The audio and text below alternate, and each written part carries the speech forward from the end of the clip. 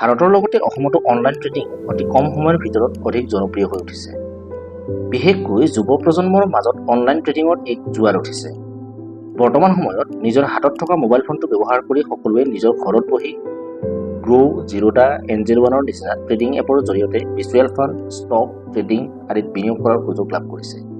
কিন্তু এই সুযোগৰ মাজত বজাৰত বিনিয়োগকাৰীসকলৰ কাৰণে এটা ডাঙৰ বিপদ আহি পৰিছে। সেই বিপদ হৈছে অনলাইন ট্ৰেডিং ফ্ৰড। আজিৰ ভিডিঅ'টোত আমি এনেকুৱা কিছুমান ফ্ৰডৰ বিষয়ে আলোচনা কৰিম আৰু আপুনি কেনেকৈ নিজকে সুৰক্ষিত কৰি ৰাখিব পাৰিব তাৰ বিষয়ে কিছু তথ্য আপোনাক যোগান ধৰিবলৈ চেষ্টা কৰিম। নমস্কাৰ, মই দেৱৰ্ষি গৌতমে আপোনাক স্বাগতম জনাইছোঁ আমাৰ দ্য গ্ল'বেল টক্স আছামিছৰ অন্য এটি তথ্য সমৃদ্ধ ভিডিঅ'লৈ। 2010 চনত ভাৰতত ট্ৰেডিং আৰু ইনভেষ্ট কৰা মানুহৰ সংখ্যা প্ৰায় 80 লাখৰ পৰা 1 কোটি আছিল আৰু আজি তাৰ সংখ্যা বৃদ্ধি হৈ 2023 চনৰ তথ্য অনুযায়ী 10 কোটি অতিক্ৰম কৰিছে। মাত্ৰ বিগত 2 বছৰ অৰ্থাৎ 2022 আৰু 2023 চনত প্ৰায় 4 পৰা 5 কোটি নতুন ট্ৰেডাৰ আৰু ইনভেষ্টৰে শ্বেয়াৰ বজাৰত ডিমেট একাউণ্ট খুলিছে। কিন্তু যিমানেই মানুহৰ ইনভেষ্টিঙত সিমানেই কিন্তু fraud trading app, fraud trading course আৰু টিপছ দিয়া মানুহৰ আৰু প্ৰতিষ্ঠানৰ সংখ্যা বাঢ়ি গৈ আছে। আমি এনেধৰণৰ মানুহ আৰু প্ৰতিষ্ঠানৰ পৰা নিজকে সুৰক্ষিত কৰি ৰখাটো অতিকৈ জৰুৰী। অনলাইন ট্ৰেডিং ফ্ৰড বহু প্ৰকাৰৰ হ'ব পাৰে। আজি আমি 3টা মুখ্য অনলাইন ট্ৰেডিং ফ্ৰডৰ বিষয়ে আলোচনা কৰিম। প্ৰথমটো হৈছে online trading course fraud. Share বজাৰৰ কোৰ্চ শিকোৱা এনে বহু প্ৰতিষ্ঠান আছে যিয়ে দাবী কৰে যে তেওঁলোকৰ কোৰ্চ গ্ৰহণ কৰা 90 পৰা 100% লোক লাভান্বিত হোৱাটো নিশ্চিত। কিন্তু এনেধৰণৰ নিশ্চিতি প্ৰদান কৰা দাবীসমূহ বিভিন্ন সমীক্ষাত মিছা বুলি ইতিমধ্যে প্ৰমাণ হৈ আহিছে। দৰাচলতে তেওঁলোকে শ্বেয়াৰ বজাৰত নতুনকৈ খোজ পেলোৱা ব্যক্তিসকলক লক্ষ্য হিচাপে বাছি লয়, কাৰণ তেনে লোকসকলৰ ট্ৰেডিং কৰিবলৈ ইচ্ছা ঠিকেই থাকে, কিন্তু ট্ৰেডিঙৰ বিষয়ে কোনো সম্যক ধাৰণা অথবা জ্ঞান নাথাকে। দ্বিতীয়টো হৈছে অনলাইন ট্ৰেডিং এপ ফ্ৰড। কিছুমান প্ৰবঞ্চকে এনে কিছুমান এপ বজাৰত মুকলি কৰি দিছে যি এপ দেখিলে আপুনিও সাংঘাতিক ধৰণে কিবা লাভ কৰিব পাৰিব বুলি ভাবিবলৈ বাধ্য হ'ব। কিন্তু যেতিয়া আপুনি সেই এপছত ইনভেষ্ট কৰিবলৈ জমা থকা আপোনাৰ টকাখিনি পুনৰ নিজৰ একাউণ্টলৈ ঘূৰাই আনিবলৈ চেষ্টা কৰিব, তেতিয়া আপুনি সেই টকাখিনি ঘূৰাই আনিবলৈ সক্ষম নহ'ব। এনে ভুৱা এপসমূহে আপোনাৰ তথ্যসমূহ যেনে বেংক একাউণ্ট নম্বৰ, আপোনাৰ ব্যক্তিগত তথ্যৰ লগতে KYC পৰ্যন্ত সংগ্ৰহ কৰি অন্য কিছুমান বেলেগ ভুৱা কোম্পানীলৈ বিক্ৰী কৰি দিয়ে। উদাহৰণস্বৰূপে চাব গ'লে YBY নামৰ কোম্পানীটোৰ বিষয়ে আপোনালোকে তথ্য আহৰণ কৰিলে সকলো বুজি পাবলৈ সক্ষম হ'ব। তৃতীয়তে অনলাইন ট্ৰেডিং টিপছ ফ্ৰড।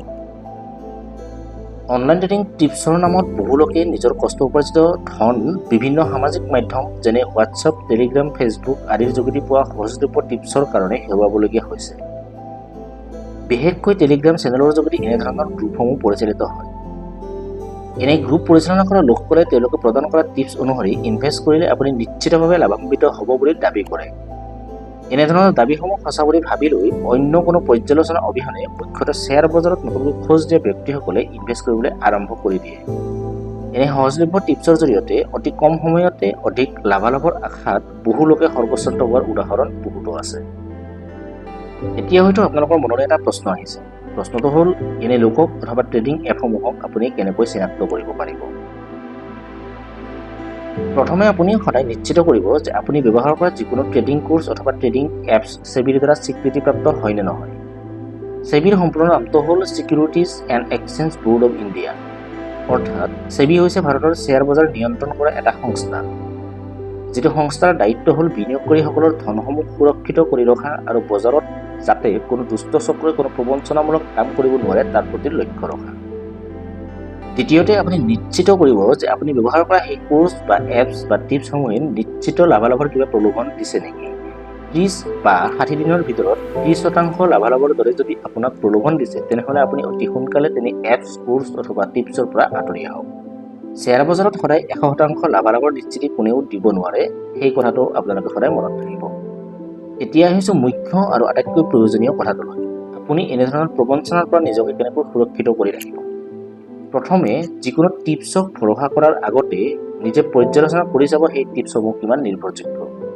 দ্বিতীয়তে যিকোনো ট্ৰেডিং এপ ব্যৱহাৰ কৰাৰ আগতেই সেই এপটো সেবিৰ দ্বাৰা স্বীকৃতিপ্ৰাপ্ত হয় নে নহয় অন্ততঃ এবাৰ হ'লেও নিশ্চিত কৰি ল'ব।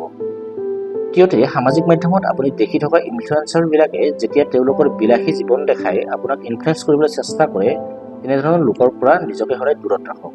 সামাজিক মাধ্যমত আমি দেখিবলৈ পোৱা সকলোবোৰ দৃশ্য সঁচা নহ'বও পাৰে।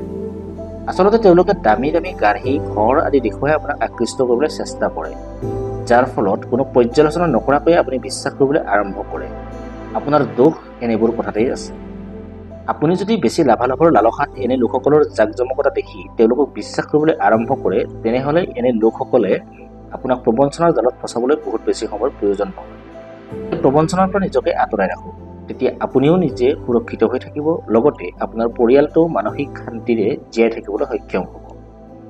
যদি আপোনালোকে আমাৰ এই তথ্য সম্বলিত ভিডিঅ'টো ভাল পাইছে, তেনেহ'লে ভিডিঅ'টো লাইক, কমেণ্ট আৰু শ্বেয়াৰ কৰাৰ লগতে চেনেলটো ছাবস্ক্ৰাইব কৰি দিবলৈ নাপাহৰিব।